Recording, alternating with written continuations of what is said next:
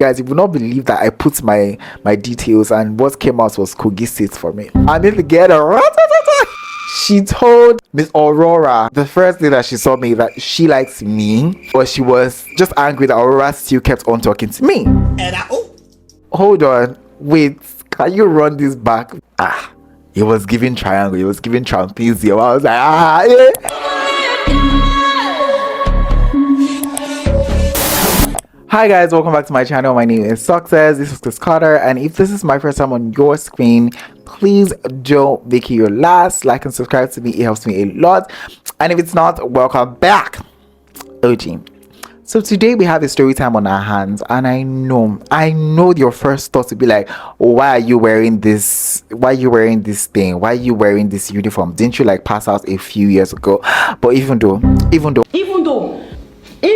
I said I must get into character, and to get into character, to remember and regurgitate what I experienced, I must wear this. Also, I want to throw it away after this video, so yeah, that kind of vibe. So today we're talking about how I unintentionally, keyword being unintentionally, got into a love triangle in my NYSC camp. And I'll be doing a second story time on how I literally had to lie that I had like a sickness, a hole in my heart, for me to be able to escape camp in Kogi State, because I served in Kogi State. So if that's something you're interested in, you might want to keep on watching. So yeah, as you've heard it before, I served in Kogi State. It was a place called Asaya Camp, and let me tell you something, that was never my intention. That was never in the cards for me to do. I did not want to be there. I did not know how it happened. So I'm going to give you a brief backstory to what happened, to how I eventually landed there. So we had just finished like law school exams, and we literally had like two choices in front of us. One choice was to immediately go for camp. I think it was like in 2 weeks time. Yeah, you had 2 weeks to prepare for camp, and the other was you had to wait like a month to go for the second batch. I was very tired, like we just had like a major exam, so I was just like, why would I want to literally just jump into another thing? Let me just wait. Like, why am I rushing? So I literally said, okay, I was gonna go for the second batch, but during the time of waiting, we're required to go grab our certificate from school. Now, if you don't know, I went to school in Enugu, UNN, so I had to go back to Enugu to get my certificate. So while I was in Enugu, I met up and caught up with like friends. I met up with like two friends, especially. Let's call one Derek and let's call one Priscilla, because we're boy and girls. So Derek now goes to me when we're having a conversation that, oh, he knows somebody that, you know, is guaranteed to get me posting in Lagos, both for the camp and for like, you know, the posting here. And I was just like, oh, how much is it? And he said, oh, it was like 50k. Mind you, before this time, I had budgeted that I would want to like serve in Lagos, and I had budgeted like 60k for it, because I heard that maybe the price was going to increase. So like, to be on the safer side, you had to like budget higher. But because he said that he got a person for 50k and he trusted the person, I was like, oh, okay, you trust the person? He was like, yes. I asked him if he had already paid. He said yes. I was like, okay, I'm gonna pay. So let's not be like I wasted time, and that's why I wasn't able to get it. So I paid to this person. Guys, you will not believe that when it came time to post for Derek, because Derek chose to go to camp a little bit earlier than I did, when it came for time to post Derek, you know, they didn't post him to Lagos State. They posted him to Ondo State. I was just like, wow. I was shocked. I was surprised. I was like, this is the person that already paid money to with you, and you're not going to Lagos. Where will I now be going to? No ma'am. I now reached out to the person we paid to. Let's call him Skamisha, because obviously he was acting like he's scamming this entire process. I reached out to Skamisha. I was like, what's going on here? Like, this, my friend Derek, he said that he paid you and he's not in Lagos State. Skamisha was now saying, oh, the Oga on top found out that they were doing, you know, all these things, and he like reshuffled everything, and don't worry, my own is gonna work. It's gonna work. Mind you, Priscilla also paid money to this person. So I was just like, hope it's going to work. Honestly, hope it's just going to work, because I honestly cannot be doing anything that is not in Lagos, because kilo deal. Priscilla, on the other hand, did not want to hear about it. Priscilla said, oh, you know what, give me my money. My mom said she has somebody that's gonna, run this package for me, and she collects her money from him. Me, Momo, I went to go and stay there. I said, okay, let me just say. Fast forward to the time of when my posting was supposed to come out. Guys, you will not believe that I put my details, and what came out was Kogi State for me. Guys, I do not even know whether to start crying or to start laughing, because it was actually very funny in the moment. I was like, what's like, be for real now? I called Kamisha back. I literally was shouting. It was like, I shouldn't worry, that I either had two options, that I was either going to wait and go for the next badge, or I should just go to camp, and you assure me that I would definitely serve in Lagos State. Me, after waiting for 1 month, I was just like, why would I want to go and wait another time? Let me just get this done and over with. So I asked Kamisha one more time, Shay, if I go to this camp for 3 weeks, I would definitely be serving in Lagos. He said yes, that nothing. I said, let me just give you the benefit of the doubt. So let me just give you the benefit of the doubt. So I packed my bags and I went. Meanwhile, we had like call to bar like weeks prior, and the call to bar date was actually clashing with the day for camp. But the people in camp knew this, so they gave us grace to kind of like come, after call to bar. So that kind of helped me to eat into small days before I came to camp. So after call to bar, I literally just went from the call to bar place and I came to Kogi State, because Abuja to Kogi is really not that far. When I got to camp, guys, I can't even lie to you, I was angry. I was so angry. I was livid. I did not want to be there. I was like, take me away from here. Why am I here with this peasant? Like, it's the ghetto. I'm in the ghetto. I don't know why I was thinking like that, but I was just so angry. I did not want to be there. Like, I was just like, where's the fun I was promised in Lagos? Why am I in this place called Asaya? And it's just really irritating to me. Like, it was just not giving. As a result of that anger and frustration, I think I kept to myself a lot. I was very quiet. I was just like over it. When I had now settled down in camp, there was this particular evening where they were doing like stuffs per platoon, and I was just sitting down, just really ready to watch what they were doing and go and sleep. But I noticed one girl. Let's call her Cleo in this clip. Cleo was in the front doing like a dancing presentation. She was dancing and she was giving up the vibes that that person that teaches the choreography in the like center. The person is in the center. Other people are looking at this person for steps. She was giving that kind of vibes. Cleo I can't even lie, she was killing it. So Cleo, she was really giving. I was like, this girl, she's giving me the fierce style. So I said, okay. I kept that at the back of my mind. We went to sleep and we came back for another night, and I saw the same girl in another presentation being front center, and she was really giving it. This girl, she is quite fierce. I need to go say something to her. I need to, maybe compliment her and just be like, oh yeah, I see what you're doing and you're really amazing, because she was actually really amazing. So after the performance, I go backstage to her and I say, oh look, you're really amazing. I really like what you did. I really saw this that you did. And she was like, she resonated with that. She was like, yeah, okay, thank you so much. And I asked her, oh, can I give you a hug? And she was like, oh sure. And we hugged each other, and that was it for the night. I did not think I was ever going to see this girl again, or maybe if I saw her, I was just going to say hi to her and all of that shebang. So I went to my house and I slept. Fast forward to like a few days later, I saw her doing like Saeed. And if you don't know what Saeed is that is one annoying thing that they do, where in the afternoon they just ask you guys to come and sit down under one canopy and they'll just be talking for hours. I was just like, can we be done?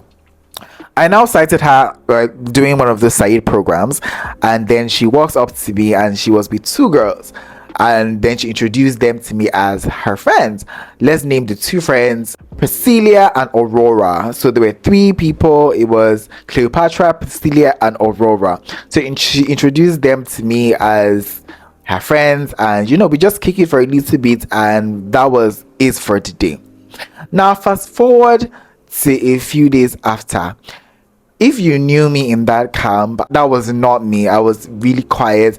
I obviously did not like doing physical activities, so I would always opt to go to like the sick bay. I had like a friend there, so like when it was time for all the matching rubbish, I would just go inside the hospital and just be pressing my phone and just be myself I'm sick, and my medical friend would cover for me. So I was very much that. However, Cleopatra was the exact opposite. She likes to do physical activities. She likes to be matching. She likes to do all that shebang. I even thought she was gonna win like the best camper of the year because like she was very into it. When it was time to match, she was in front. She was giving us the ITK vibes, the Bebelube vibes. She was giving us very that.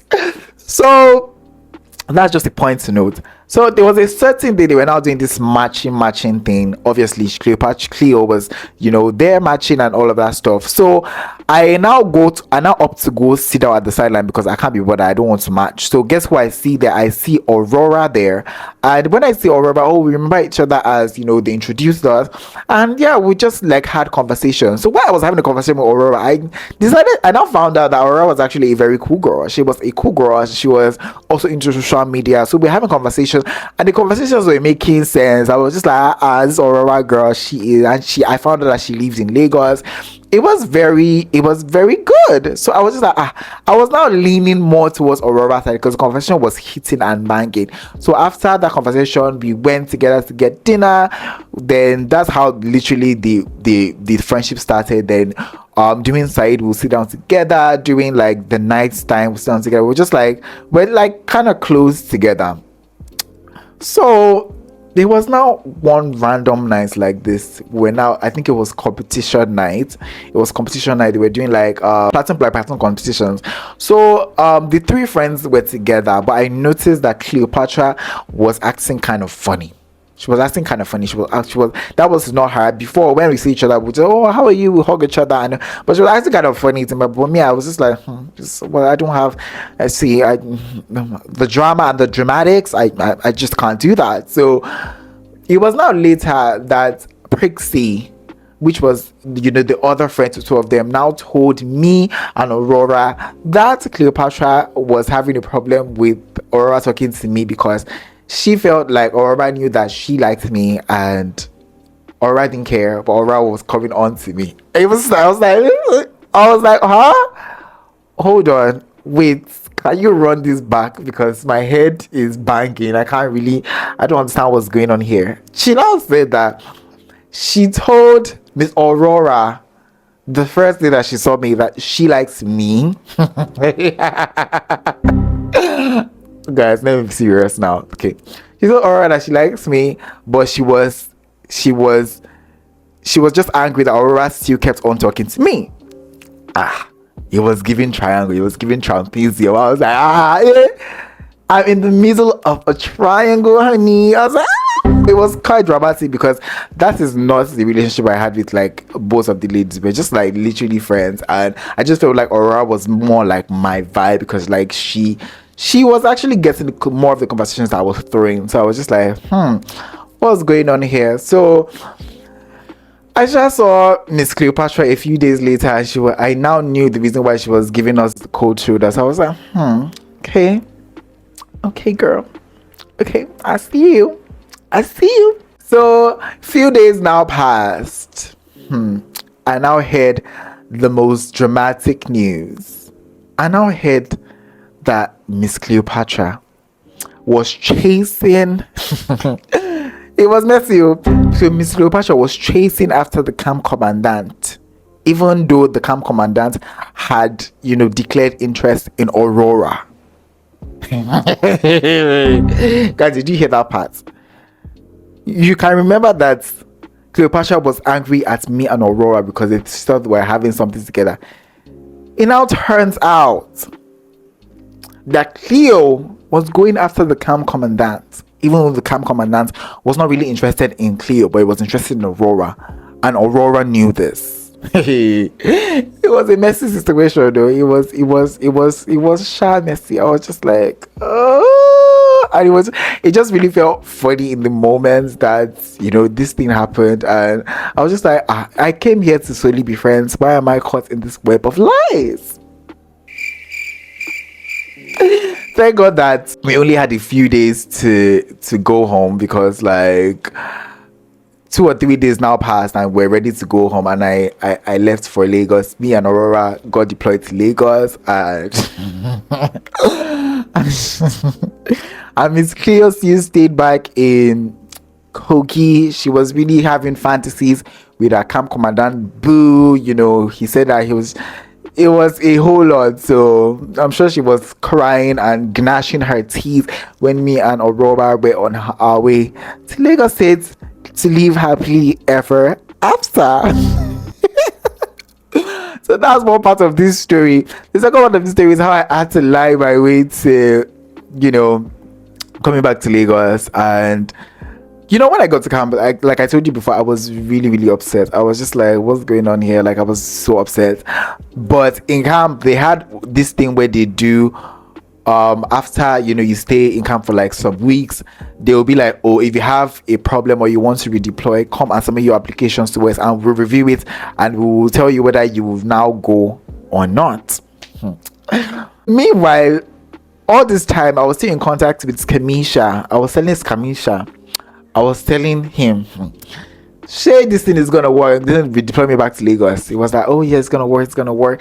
But I now said, I'm not going to solely depend on you, to be honest. Let's just be for real. I'm gonna take this other application and I'm going to submit it. And it was like, okay, you can do that. So I said, okay, I'm gonna do this. So when the day came for that, you were supposed to submit your applications, but in addition for you submitting your application, you also have to go there and literally like defend your application so they can see whether you're lying or not, because obviously everybody in the camp, if not like 90% of the people, everybody is lying that they have one sickness or the other. And me, I was gonna lie my way out of there, honey. So I said, we're gonna do this and we're gonna do this correctly. So the reason why I was actually dodging like physical activities like throughout camp was because I needed to sell the narrative that was actually not strong, because I can't be dancing and be doing yada, and they will not come and see me and say I have heart problem. They will not take me seriously. So I was giving them method acting so that when I arrive and I shed a few tears, they can let me go. So the day came and it was my turn to enter inside the place, and the person that was interviewing me was actually a corps member. And that's how they do it. They have like some staff and they have some corps members. So I luckily got a corps member. So when I went there and I submitted my application, I said, you say, oh my God, what is this on this day? My dear, before I went there, I had to research the disease. I had to research the symptoms, everything, so that I'll give them the Oscar performance. When I went there, I just sat down. I was like, I have a condition, like I just have a condition, like it's so hard for me. It's literally so hard for me. Like I always have like spasms, like I just feel faint at the moments. Like I really sold my performance, and I was just like, hey. The guy even had to say, oh my God, don't worry. The guy even had to be really empathetic to me. Hey, that's why I said, okay. And I went out of there. I was just like, I wiped my tears and I kept on doing what I was doing. So fast forward to like the last day of camp. Now that's when you truly know that your stuff had worked. It's either you get deployed to Lagos or any city of your choosing, or you remain there. So what they were doing is that they had like this little paper they were sharing. If your name was in that little paper, you are definitely staying back in Kogi State. So I was just really praying that my name was not going to be there. Luckily enough for me, my name wasn't there. It wasn't there. That means I was going to Lagos. So I was just really, really excited. And one funny thing that now happened on the last day, the same day, is that I unknowingly sat down with the doctor that interviewed me. And I didn't even know he was the one. He was talking to one person, my duty person, the corps member too. So the person now literally said, oh, sorry for your condition, sorry for a hole in your heart. I was like, oh my God. I was like, oh my God, you're the one. And he was like, oh yes, it was, I'm sorry about that. I went on with the lie. I was like, I'm sorry, I'm just really glad right now that I get to be with my family and all that stuff. It was giving deception and disgrace, honey, but I had to just roll with it, and that is how I took my bag and my Kenya and all the drama and the love triangles and the dramatics and got out of that place, and I served in Lagos there. So yeah, that is my experience, or that was my experience at the NYSC camp. It was actually fun, but I just maybe did not want to be there. So yeah, all right guys, we have come to the end of today's video. In today's video I shared with you my experiences and the drama that happened in the NYSC camp. If you enjoyed this video, please don't forget to give it a big fat thumbs up, and if you'd like me to do more story times, please do let me know in the comment section. And yeah, I will definitely see you guys in the next one, and for now it's bye, over.